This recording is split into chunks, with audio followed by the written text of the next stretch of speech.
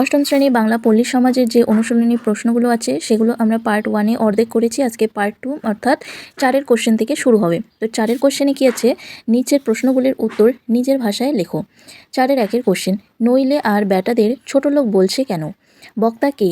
এই উক্তির মধ্যে দিয়ে বক্তার চরিত্রের পরিচয় পাও। তো উত্তরটি এখানে প্রথম কোশ্চেনের জন্য উত্তরটি লিখবে, উক্তিটির বক্তা শরৎচন্দ্র চট্টোপাধ্যায় রচিত পল্লী সমাজ গল্পের অন্যতম চরিত্র বেনি ঘোষাল। তারপরে একটু প্যারা করে লিখবে, বেনি মাধব একটি সামস্ততান্ত্রিক জমিদার চরিত্র। জমিদারি চালানোর তত্ত্বটি তিনি পূর্বপুরুষদের কাছ থেকে ভালোই শিখেছেন।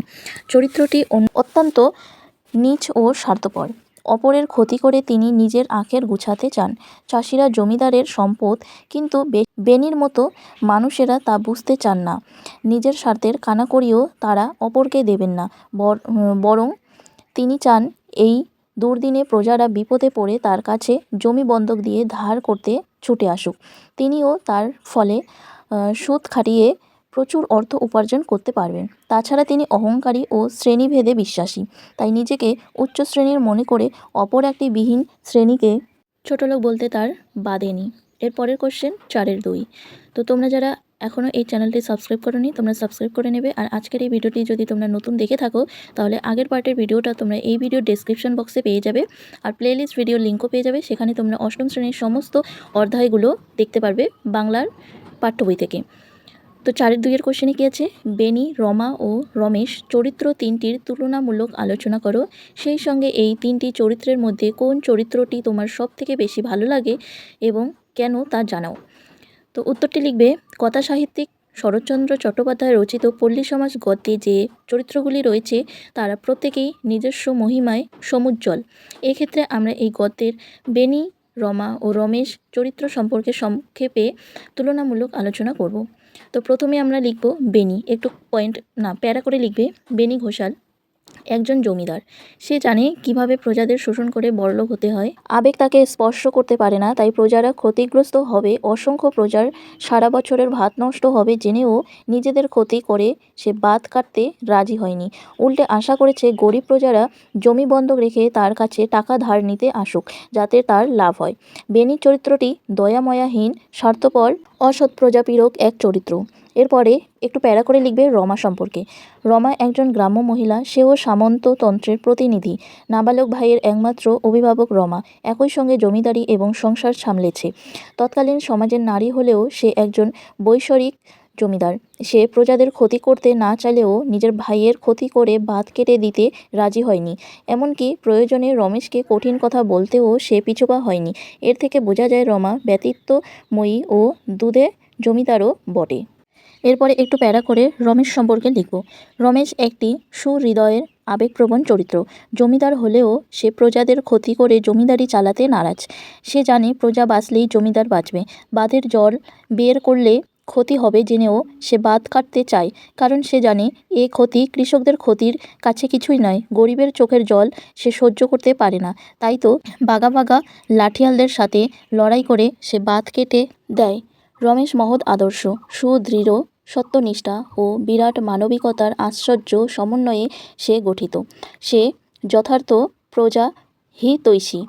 এরপরে একটু প্যারা করে লিখবে, এই তিনটি চরিত্রের মধ্যে রমেশ চরিত্রটি আমার সবচেয়ে ভালো লেগেছে, কারণ তার চরিত্রের মধ্যে মহৎ আদর্শ, সুদৃঢ়তা, সত্যনিষ্ঠা ও বিরাট মানবিকতার আশ্চর্য সমাবেশ লক্ষ্য করা যায়। তার বলিষ্ঠ বাহু এবং প্রশস্ত বক্ষ বাংলাদেশের জীর্ণ দুর্বল পল্লী সমাজের সেবায় উৎসর্গীকৃত ছিল, তাই তার চরিত্রটি আমার ভালো লাগে। এর পরের কোশ্চেন 4-এর 3।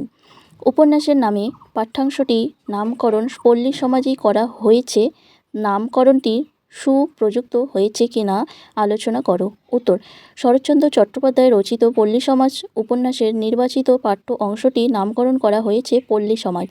নামকরণটি অবশ্যই সুপ্রযুক্ত হয়েছে। গোটা গল্পটি জুড়ে পল্লী বাংলার নানা সমস্যা, রীতিনীতি এই সব কিছু বিশ্লেষিত হয়েছে। রমা, রমেশ, বেনি, গোপাল বুড়ো এই চরিত্রগুলি গ্রামীণ সমাজের অন্য তৎকালীন গ্রাম বাংলার জমিদার তান্ত্রিক সমাজে প্রজাপীড়ন কীরূপ ভয়াবহ ছিল ও পাশাপাশি তাদের দুঃখ কষ্ট কৃষিকাজ এবং সেই সব সহজ সরল ও সত্যবাদী পল্লী বাংলার প্রজাদের জীবন কথা এই কাহিনীতে সজীব হয়ে উঠেছে। এর পরের কোশ্চেনে আমরা চলে যাব। কোশ্চেন নাম্বার 4-এর 4টা আমরা করব না, অতটা ইম্পর্টেন্ট নয়। তো একবারে আমরা চলে যাব 5-এর কোশ্চেনে। কী দেওয়া আছে? সন্ধি বিচ্ছেদ। তো সন্ধি বিচ্ছেদগুলো এখানে আমাদের ভেঙে ভেঙে করা আছে, কিন্তু এটার সঠিক উত্তরটি আমাদের লিখতে হবে। তো এখানে কি হবে? বৃষ যোগ তি হয়ে যাবে বৃষ্টি, সম যোগ বরণ হয়ে যাবে সংবরণ, কাত যোগ না কান্না, অতি যোগ অন্ত হয়ে যাবে অত্যন্ত, অন যোগ আত্মীয় হয়ে যাবে অনাত্মীয়, এক যোগ অন্ত হয়ে যাবে একান্ত। তো তোমরা এখানে 5-এর যে সন্ধিগুলো আছে সেগুলো তোমরা ভালো করে একটু দেখে নেবে। এরপরে চলে যাব আমরা 6-এর কোশ্চেনে। কী আছে দেওয়া?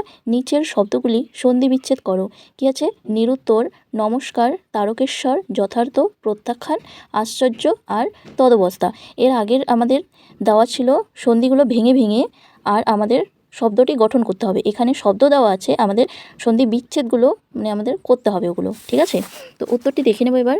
উত্তরগুলি হবে নিরুত্তর হয়ে যাবে নি যোগ উত্তর, নমস্কার হয়ে যাবে নম যোগ কার নমস্কার, তারকেশ্বরের সন্ধি বিচ্ছেদ হবে তারক যোগ ঈশ্বর তারকেশ্বর, যথার্থ যথা যোগ অর্থ, প্রত্যাখ্যান প্রতি যোগ আখ্যান, আশ্চর্য আহ যোগ চর্য, তদবস্থা তৎযোগ অবস্থা।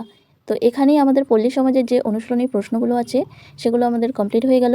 তোমাদের যদি এই ভিডিওটি ভালো লাগে তাহলে অবশ্যই তোমরা আমাকে কমেন্ট করে জানাবে আর বন্ধুদের মাঝে শেয়ার করবে। যদি তোমরা এখনও এই চ্যানেলটি সাবস্ক্রাইব করে না থাকো তাহলে তোমরা অবশ্যই সাবস্ক্রাইব করে নেবে, যাতে নতুন কোনো ভিডিও আপলোড হওয়ার সাথে সাথে তোমাদের কাছে নোটিফিকেশন চলে যায়।